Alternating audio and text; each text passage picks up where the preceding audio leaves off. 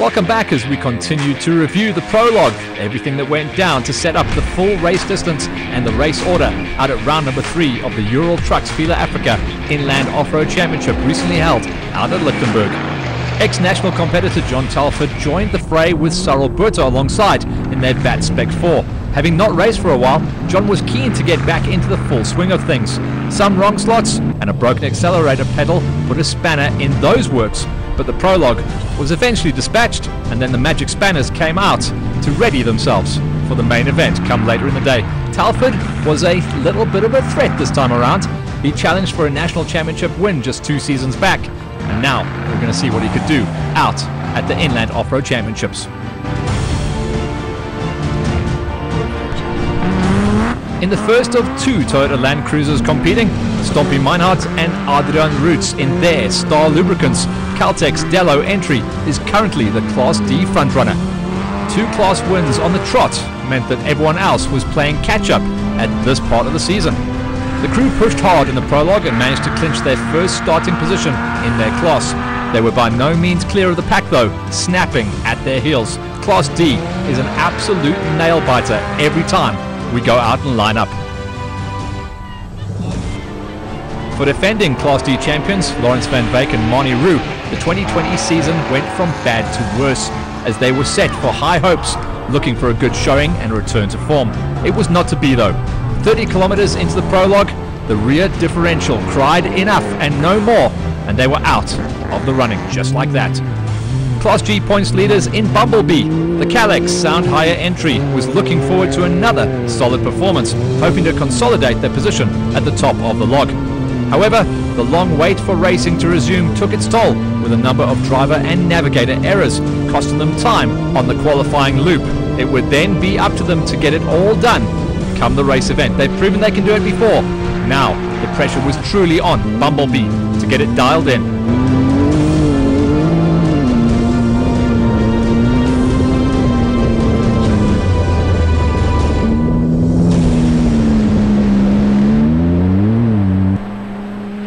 Freiburg businessman Christo Rose and navigator Arnold Olivier missed out on the first 2 events of the year and were full of hope for a good showing this time out. It was not to be, as a mechanical failure put a premature end to their race, and their hopes and dreams went dashing to the side of the track. They were out for the day. We would hope to get them back into the fray once again as we rolled into round number 4. The lone Polaris entry, as always, from LD Erasmus and André Geldenes, came to an abrupt end as well, about 20 kilometers in. This time it was a broken bolt on the rear suspension, causing the shock absorber mount to break off in the process, and that was all she wrote. Peter Walter and Sean de Villiers, they had a steady prologue. Yeah, a few navigational mishaps along the way, but nothing to write home about. The problem came though at 10 kilometers to go. Lost a chunk of time by getting out the car and fixing a flat tire. That meant it was all to do come the main event on the race.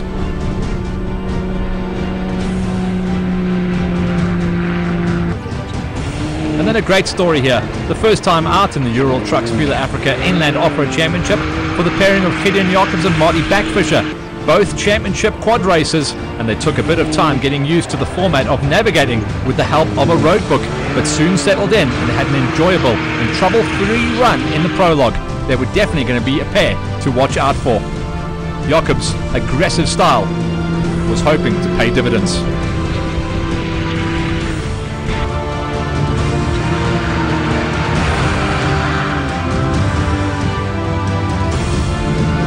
Making a welcome return after not racing for a while was the father and son team of Tony and Mike Gavea. They were back, this time in their BAT Spec 0, totally rebuilt and now powered by a Nissan 350Z motor.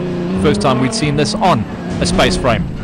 Other than a few wrong slots, the prologue went really well without any issues, and they were having a ball in this extended shakedown of their new machine. So great to see development still continuing in the Class Ps. For Tians Toy and James O'Mahony in the Propeller Center Toyota Land Cruiser, they were hoping to take the fight to the D11 of Stompie and Adrian in the other cruiser for Class D honours. However, their progress was hampered a little bit A bird hit their windscreen and smashed it out, albeit on the navigator side, meaning the driver could still see, but a navigator still needs the element of visuals. It does help, believe me. For Dion Boyant, he lost a wheel on the Bat Spec Zero in the prologue, putting him way down the order. It would be a question mark whether he would actually make it into the lineup queue. And then a great story in a put your money where your mouth is situation. New entrants Philip Buerta and navigator Roelof Janse van Vuren from the Penta Motor Group decided to live their company's ethos by entering the fray of off-road racing in a Class FIA spec, Miss Navara. Their goal is ultimately to end up in the national championships, and the Inland Off-Road Championship is the ideal proving ground for them. With no issues to report after the prologue, the crew were full of hope and excitement for the main event. Cool to have new crews and new development continuing throughout the field.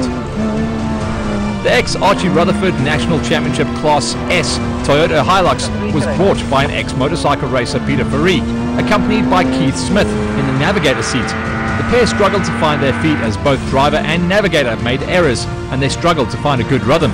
But apart from getting lost a few times, they made it to the end of their first qualifying loop together in one piece.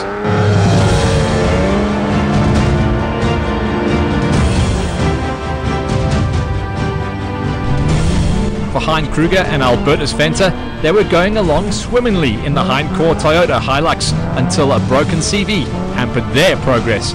Repairs needed to be done then before tackling the main race later on in the day. Yes, there was a theme of a lot of breakdowns during prologue, and perhaps not so much prep going into the cars with the lull in the race season. For driver Simon Murray, an ex-circuit racing endurance racer, he tackled his second ever off-road race with rookie navigator Justin Allen alongside.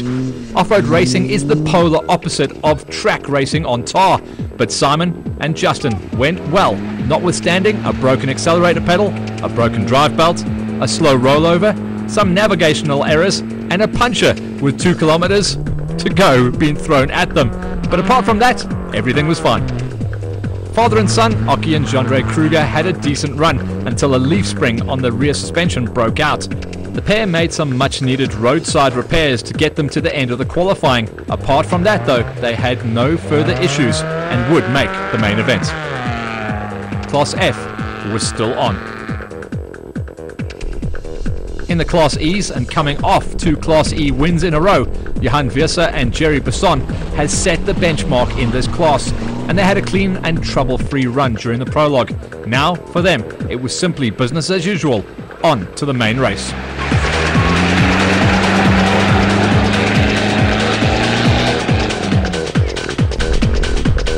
It was the first time out in Class D for regulars coming out of the Class E.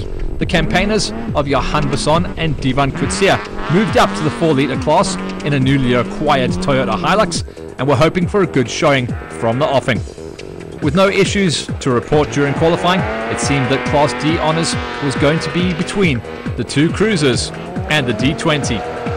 But at this stage, no one knew what the order was going to be come the end of the day.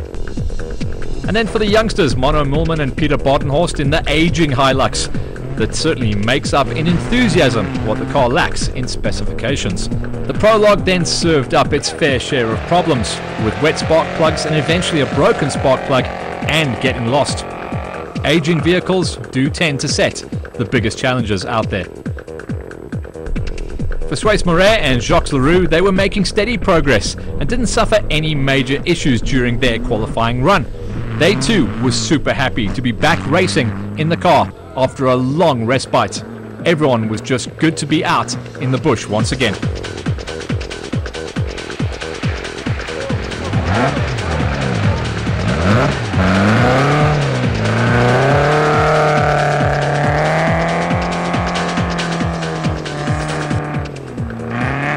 For the crew in the E16, a slightly different look and feel within the cab, with regular navigator Victor Fincham stuck in Botswana due to the COVID-19 regulations and the closed borders therein.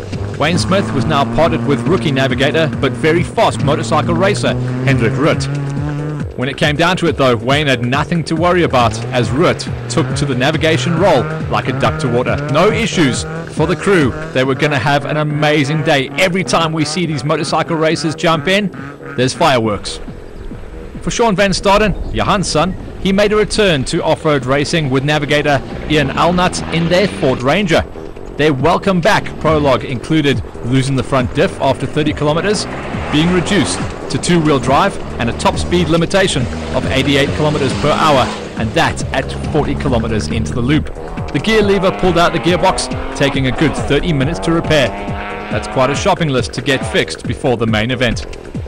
For Jan Roos and his son Julian, they were looking forward to racing together once again, but their joy was short-lived. A mere 25 kilometers into the prologue, their engine lost all oil pressure, and in order to not damage the machine further, they decided to withdraw to live to fight another day.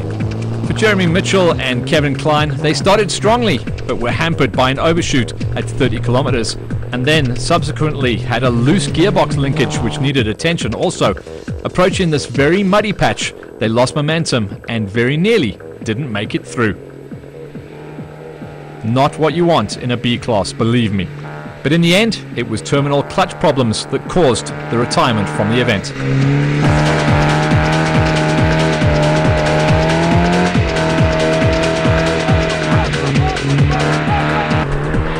In our all-ladies team of Colleen Croshaw and Marina van Schalkwyk, they had their work cut out for them in this little sandmaster, and the muddy conditions were not going to be easy for them.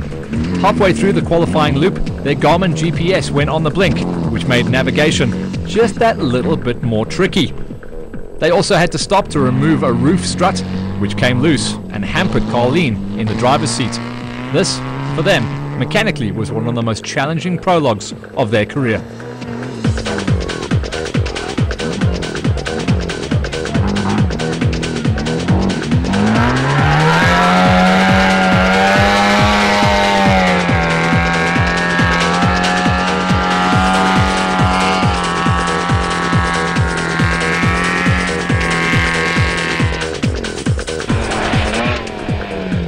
For the B class, there's always a healthy family rivalry going on between the B1, the entry of the ladies, of Colleen and Morena, and their husbands, Sifi and Arthur, in the B2 marker entry. This time the guys got one over on the girls by a fair margin too, obviously due to the mechanicals that the ladies were suffering, as they had a clean run with absolutely no issues to report. The chase would then be on for the B class victory in the main race. Was it going to be the wives or the husbands this time around that got the bragging rights on the drive home?